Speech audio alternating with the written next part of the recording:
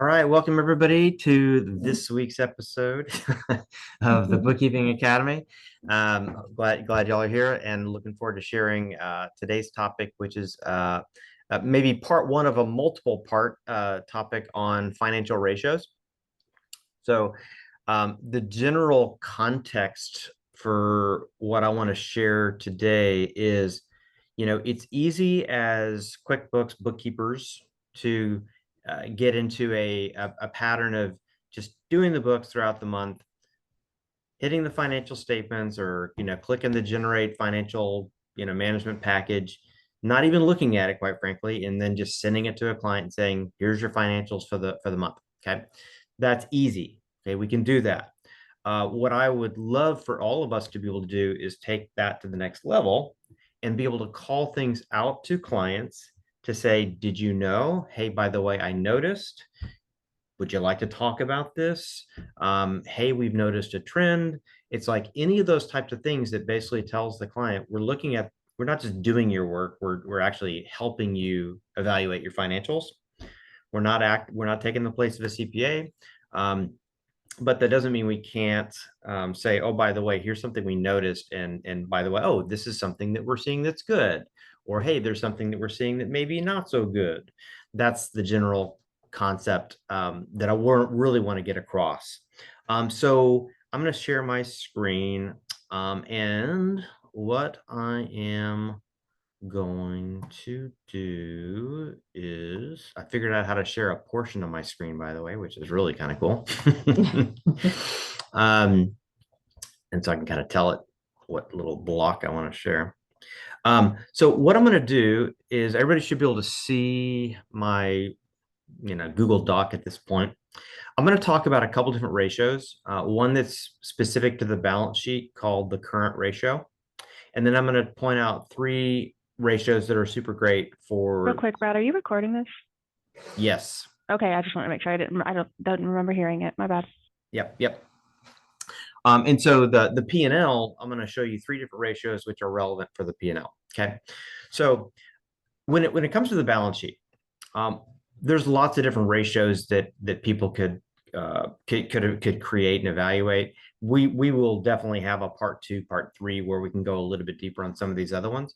But specifically, one of the reasons, or one of the ways to evaluate a balance sheet is in terms of risk or liquidity within a business. And specifically, when we talk about liquidity, the current ratio is kind of like the de facto standard ratio that people can use to look at that. Okay. And really what that means is the current ratio basically says the current assets that I have within my business, how able am I able to take those current assets and pay off my current liabilities? Okay. So you can imagine if you had a lot of debt in your company, not long-term debt, but literally short-term debt, like accounts payable, credit cards, things like that, and you had very, very little money in the bank to be able to pay those, you'd be kind of upside down and be wondering, where am I going to get the money to pay these bills? Okay. The opposite is also true. If you got a ton of money in your bank account, and also you've got some accounts receivable in there that you're expecting to get paid, within a reasonable time frame, and so you've got a lot of current assets, but very little accounts payable, very little credit card debt, very little short-term liabilities, you're in a very, very good financial position. You've got you're going to have no problem paying off your debts with your current assets. Okay. So that's effectively what the current ratio is trying to help evaluate. So I'll give you an example, how it's calculated first. It's current assets divided by current liabilities. So in this Word document example, the goal is 2 and higher. So it'd be good to have 2 times the amount of current assets compared to what your current liabilities are. 2 is good. Higher than that's even better. Less than that, again, we start getting into a little bit more and more risk, or less and less liquidity. Okay. So generally speaking, 1.5 or higher is good. Excellent is 2 point higher, and 2.0 and higher. And so if you just took a basic Word doc example, and I'm going to pull this up in QBO and you'll see it in a real financial statement. But let's say you had $350,000 in current assets and only $100,000 in current liabilities. Well, 350 current assets divided by 100K liabilities, you've got a 3.5 current ratio. Pretty good. Pretty good. Okay. I have 3.5 times as much assets, current assets, to be able to pay off those current liabilities. That's pretty good. But again, you can see the opposite of that is, if I had $150,000 in current assets, but I had $200,000 in current liabilities, it's less than one. And so it's not as good. Okay. So let me pull up an actual balance sheet and show you what this might look like in a real financial statement. Okay. Just go into QBO, go to your reports, run a balance sheet. At the top here, by the way, at the top of the balance sheet, you can click this little comparison dropdown and you can tell it on that balance sheet, I want to add the percent of column. Okay. And when I do that, what I'm going to get is this. I'm going to see some percents there, which might be helpful. Okay. But let's take a look at this. If I look at current assets, okay, that includes things like bank accounts, money owed to us in accounts receivable, maybe any other quote unquote current assets that are in that file. Okay. And if I just kind of summarize this to get just a total, notice my current assets is 6691. Okay. Every time I click, it expands it. Okay. Current liabilities, same thing. If I look at current liabilities, that's things like accounts payable, it's credit cards, maybe sales tax payable that I'm paying in the next, 60, 90 days. But if I summarize that current liabilities, it's 6,100. So if I pull up a calculator, you can see the math here. Trying to do it where you can see everything. So current assets of 6691 divided by current liabilities of 6131 equals 1.09. Okay, so obviously I do have enough current assets to pay my current liabilities, but it's not 1.5 and higher. It's not 2.0 and higher. It's okay, but it's not as good as it maybe could or should be.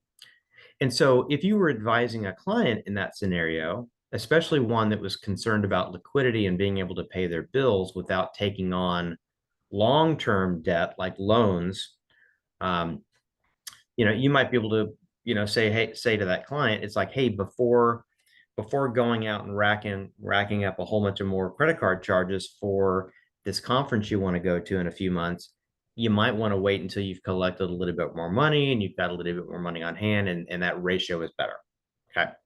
So this is on a surface level, pretty easy to calculate. It's pretty easy to share. But I think any of these things we're talking about, trends are probably maybe more important than the current situation.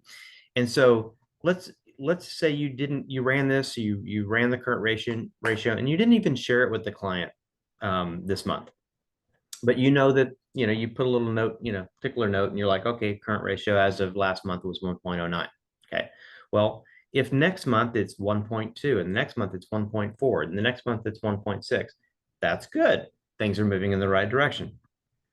But the opposite is also true. It's like, let's say it was, 2.0 and you're like, oh my gosh, this company's doing great. They've got enough money to pay these bills.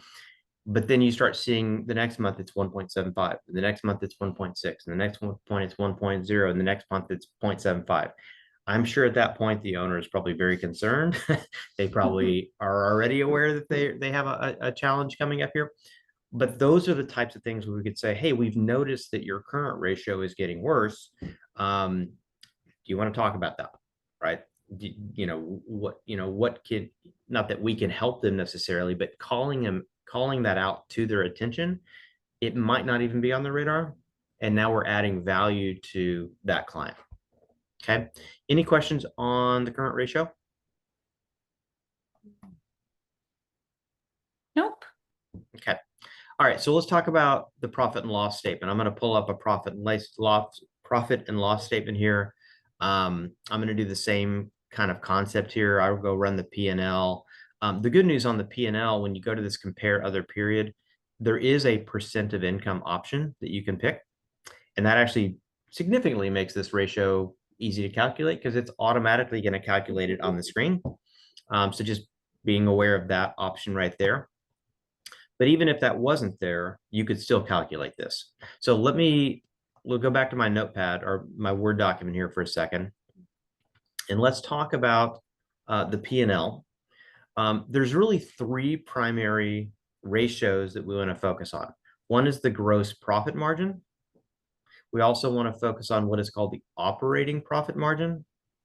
And then finally, the net profit margin. Okay, so I'm going to show you all three of those. Again, very, very easy to calculate as long as you know what's included. Okay. But gross profit margin is calculated as gross revenue or total sales minus direct expenses. In other words, that gives you your gross profit. And then if you divide that gross profit number by the total sales right here, you get the ratio. Okay. So again, to kind of give you a Word document version of what that might look like. Let's say you had gross revenue or total sales of 300,000, but you had direct expenses, aka COGS, of 125,000. Your gross profit then is 175,000. So to calculate the gross profit margin, we take that 175 gross profit and we divide that by the total sales to get the gross profit margin or percent. Okay. Now, again, we're going to look at that on an actual QBO file so you can see that. So let's pull up the QBO file. I'm going to see if I can scroll up here a little bit. Okay, so in this file, we have the income on the P&L. So we have total income of $10,200. Okay, I'm going to collapse this section just so we're not getting confused by any of the detail there. But the total sales is $10,200.77. Our direct cost, in other words, our cost of goods sold, is $3,600. Therefore, our gross profit is $6,500. And so if we add that percent of income, it's going to tell us what that is as a percent of that. So that's your gross profit margin is 64.7%, okay, in this particular file. And that's pretty good, okay? What's interesting about this particular ratio, if you kind of read some of the how do we analyze financial statements? Gross profit margin is one of the most significant things as a business that needs to be focused on because it's what you have the most control over. Okay. I can control to some extent how much my sales are because I can go out and market and hopefully do a whole bunch of things to get more money coming in. Those costs related to actually delivering the work, okay, are there as well. And so and then the rest of the expenses in your company is really the overhead. It's the rent, it's the electricity, it's the insurance. Those things don't typically change as much, even if your business grows bigger or smaller. Like I still have to pay my rent. I still have to pay my electricity. I still have to pay my insurance. Okay. So these numbers below the gross profit line tend to not be quite as variable based on the actual sales of the company. But the COGS typically does. I've got to pay more labor that's doing the work. I've got to buy more materials for the job that I'm doing. And so I heard a guy about a year ago that was in the world of mergers and acquisitions. He was in the M&A space and he talked about like buying and selling. And, he was like, he would never, these are kind of like his words. He would said, I would never, ever advise a company that was trying to scale to do so if their gross profit margin was not very good. Because if your gross profit margin is not very good and you try to scale that, it's not going to get any better. So get your gross profit margin very, very good, and then you'll be in a position to scale profitably. Okay. So 64% is okay. Again, it's good. But again, what if we looked at that percent month over month, quarter over quarter, year over year, and we saw that either going up or down? that would be something to call attention to an owner and saying, hey, it looks like your gross profit margin is getting worse. And that may be that your sales and the prices that you're charging for your work is static, but your labor costs are going up, directly contributing to that sale.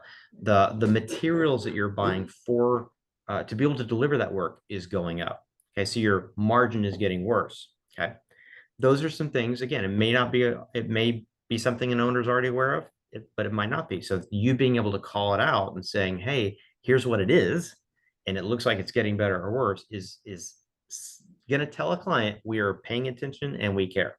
Okay, so that's the gross profit margin. Let's do two more. Let's also talk about what is called operating profit margin. Okay, so when we look at operating profit margin, that is the gross profit, okay, or yeah, gross profit minus those indirect expenses like rent, utilities, okay, insurance, things like that, to get to the operating profit. And then once you have the operating profit, you can divide that by the total sales to get your operating profit margin. Okay. So again, kind of an example there. Let's say that your gross profit, sorry, I'm moving this thing around to make it good size for you. Let's say the gross profit was 175. You subtract from that 175 indirect expenses of 115, right? So your operating profit is 60,000. You divide that by your total sales of 300, and you get, in this case, a 20% profit margin. Okay, operating profit. Okay, let's look at what that would look like on an actual P&L. And again, same thing. I'm gonna collapse the expenses here, so I can see that I've got okay, total income at $10,000. Okay, and then my gross profit is 6,500 when I take out the COGS. And then from that 6,500, I've got indirect expenses of 5,200, leaving me with only $1,300 worth of operating profit. Okay. Well, if I take that $1,300 and I divide it by the total income, what I get is 12.83. Okay. Again, that doesn't sound very good. I would hope that would be a higher number, which it may be time to shop your insurance rates because those are dragging your profitability down. Maybe it's you're paying too much for rent. Maybe you need to go find a different building that's going to be cheaper. Okay, there's different things that you can do, different levers that you can pull. But again, that's something you would monitor and say, hey, it looks like your net profit margin is getting better. It looks like your your operating profit is getting better. Your operating profit is getting worse. It's all about trends. It's all about where is this going? Okay. Helping a client know in advance things are getting worse or better, and then things can be done about that. Okay.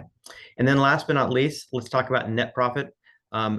Net profit margin, surprisingly, is probably the least important factor of this whole picture. It's important, but if you're trying to help a business owner, by the time things get to net profit margin, the work is done. It's really, really hard to do anything at that level. The real power is in growing your gross profit margin, increasing your operating profit margin. The end result is, gonna continue to flow down. So if things are bad at the top, they're going to just be worse at the bottom. Okay.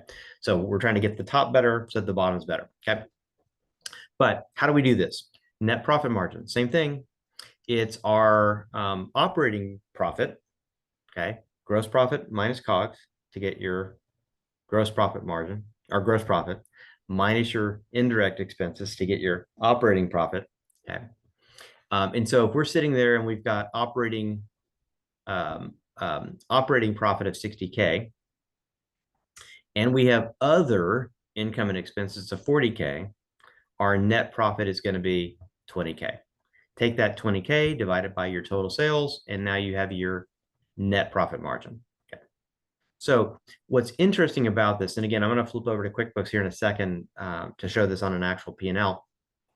But what's interesting about this, and the reason why I pointed out focusing on gross profit in terms of like, what can I do in the business to make things better, is because even if you were able to, reduce your other operating other income or expenses, so that this number is higher, okay, it's only going to change that net profit margin by 1 or 2%. It's not going to be as significant.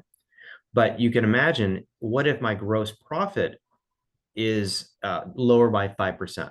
Okay, well, that's going to translate, if we roll those numbers down, we adjust things and roll them down, a 5% change in the gross profit margin, it means my net at the end of the day is 1%. Okay, so a small change at the top can be a sizable. So think of it like this. Let me restate what I just said. At the top, if we made an actual 5% change, the actual change in your net profit margin is over, like, I mean, I'm just doing the math in my head, like 600%. It's a significant change from 6.7 to 1. Yeah, in terms of real actual percent, it's 5.7%. But the I don't know what the word for that is, when you like the relative scale of that change is dramatically more significant. Okay. So again, let me go to the P&L. Okay. We've got our total income. We've got our gross profit, $6,400, sorry, $6,500. Take out our indirect expenses. We got our net profit of $1,300. We subtract out or add in any other income and expenses, and we, in this case, have a negative net income. So that's why it says, hey, our net income is negative 15.76. So if I'm in this scenario, and that's for a certain period or a certain quarter or a certain year, that's not great. I need to start looking at the top. Okay, how can I grow the income, and how can I do that efficiently through saving money or getting more efficient in the direct costs, and then eventually that net income is going to go up. So anyways, that is the topic that I wanted to share for today. I'm going to stop the sharing and just ask any questions on any of that stuff, or what do you guys have in terms of thoughts, questions, or how this could be communicated to clients? That's really interesting, just overall. So thank you, first of all. That's not actually a concept I've come across.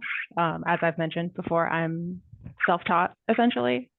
So I'm sure that might have been like covered in a business class or something, or maybe some later accounting course. So that is just really cool new information for me, just as something else to take into consideration. Perfect. What I would go ahead. Actual made reports like that, like, be great if I could just add it to the management reports and be like, here's your profit margins and here's your. Yeah, and we've talked outside of the academy, we've talked about tools and reporting solutions and things like that, and like Reach reporting, and I'm sure Fathom and probably a couple others do the same thing. But that is one of the things that reporting solutions like Reach can do for you, is it can automatically go do all that stuff. You just run the report and it's like, here's your ratios, graphical, nice, pretty, instead of having to pull out a calculator. Yeah, so those are good to try. Brad, will you be sharing the directions, I'll call Yes. it? Okay. Yeah, for sure. Definitely. I have been exposed to this in the past through the certified bookkeeping course, but my brain just always, fluffs over when I think how to do it. Yeah, it can be really hard, especially if you're like, oh, there's like 20 ratios that I need to go figure out. Okay. That's why today I just wanted to like keep it super, super simple. It's like, because we're not doing ROI, return on investment, return on equity, return on this, return on that. It can get a little weird. Days to sales, daily sales close. I mean, there's all sorts of things. Days to close date or something. But these are the ones that are super easy. You could calculate these in less than 5 minutes. And that's what I encourage you to do. It's like, but take that 5 minutes before you just send the client the financials. pull out a calculator, pull out a notepad, pull up the balance sheet. Here's current assets, here's current liabilities. What is their current ratio? Boom. What's the purpose of putting the percentages on the P and L? The reason to put them on the P&L is because it's automatically calculating those ratios. So, you don't have to pull out a calculator. It's just going to be on the report. Okay, Balance sheet, it didn't really apply as much, so I shouldn't even have mentioned that, but it might help in other scenarios. But on the P&L for sure, adding that percent of income, it just automatically calculates those ratios, so we don't have to pull out a calculator. It's pretty cool. okay, thanks. Yep. But here's the thing, just as an exercise. Again, it's so easy just to go, oh, let me just go add a column and great, the information will be there. So when I send that to the client, it'll be there. Okay. Yeah, but are they going to know how to read it? There's value in that, but there's more value in being able to say to a client, I noticed this. Hey, I've been reviewing your financials. I've been reviewing and analyzing your gross profit margin, and here is what I see. That's different than just including it on a report. So what I want you guys to do, get into the habit of, before you send the financials, pull out the calculator, do it manually, pull out the piece of paper and go, current assets, current liabilities on the balance sheet, your current ratio is X. Run the P&L for the month, for the quarter, whatever the period is. Look at your total sales, look at your gross profit margin, look at your net profit margin, look at your operating profit margin, and just make a note of those. And if you want to, even before there's trends to evaluate, say, hey, by the way, I just want to let you know, you're doing great. Your gross profit margin is 73%. Pretty good. Keep up the great work. Send. Something as simple as that communicates a lot to an owner. So hope this was helpful. I'll go ahead and hit the stop button. And then if there's any other questions or conversations, we can have those.